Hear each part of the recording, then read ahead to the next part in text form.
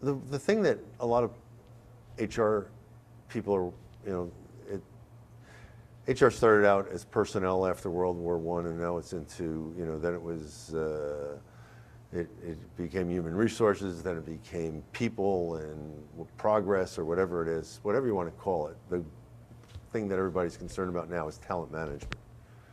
And that's really managing your intangible assets. Your intangible assets, according to The Economist, is anything you can drop on your foot without hurting yourself.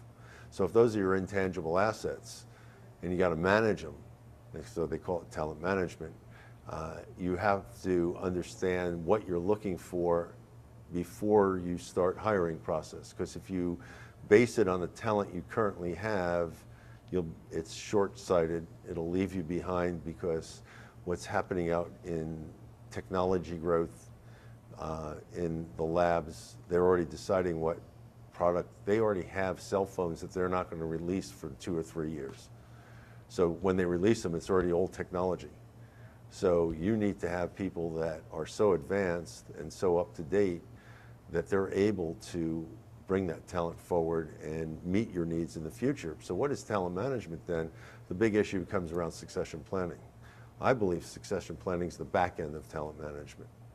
Because if you do selection and either hire new people or promote people in the organization according to the skills, knowledge, behavior necessary to be successful in the organization, because they fit the culture, the values of the organization, then you're going to have somebody who is the talent you want to keep. So you got to define that first. You got to know it. Now, here's another problem. Becomes, you know, high potential, or is the person not high potential?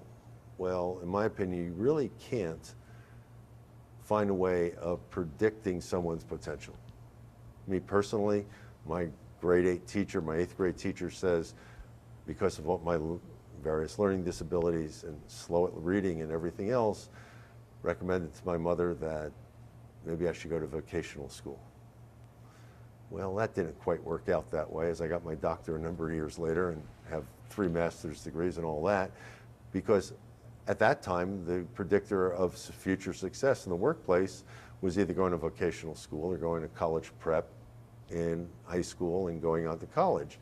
And she said, well, David doesn't have the wherewithal to make it through college prep, let alone go to college.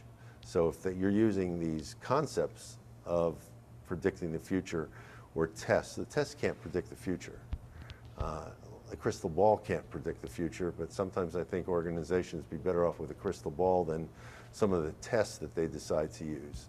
Because does the test meet your culture? Does it meet your values? Does it meet the behavior you expect?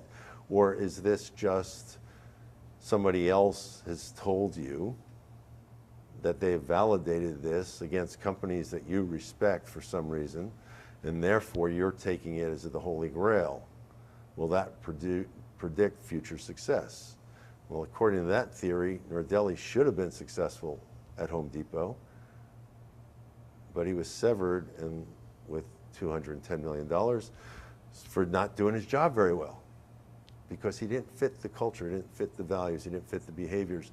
So this whole thing on talent management is, some people are fooled by what's written up in various magazines. Some people are fooled, so they follow that path, or by thinking that we need to make sure everybody has a balanced emotional intelligence, when that's not what the original research was finding. And the original research was saying that each of us have a natural tendency towards one of those quadrants, and taking that away from you takes away your personality. You have to realize that that part of your personality impacts other people, but not changing who you are.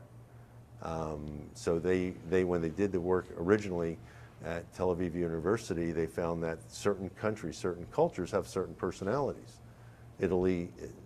Italians generally will do this, Israelis were doing that.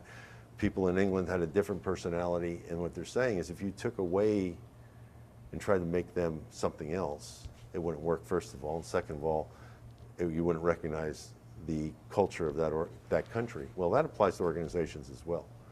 And because some of these organizations today are bigger than some countries and make more money than some countries. So what you have to do is, in this talent management thing, and is really look at what is the talent you need for success, what are the values you need for success, what is the culture there for, and then say, now we have to find people that fit that. Never promoting somebody that is good at their current job, because that's one of the shortcomings of a lot of talent management systems. They look at somebody's current job, and they're great at their current job, so they think they're high potential. Well, they're not. I believe you're high potential when you've already demonstrated, not consistently, but have shown the ability to learn, to grow, or demonstrate behaviors required for the next job. Therefore, you're high potential because you've already started down that path. Now, just because you're high potential, are you promotable? Well, maybe not. Maybe if you're promotable only after you have the skills, knowledge, and behavior to successfully enter into that next job. So there's what I call core players. They're the people, the role experts, that without them, the organization falls apart. And they're the people that need to train and transfer the knowledge to other people as they come along. And you have to focus on them and deal with them equal to your high potentials. Then there's your high potentials, who are people who have shown that they might be able to develop skills, knowledge, and behaviors for other areas, but there's no guarantee.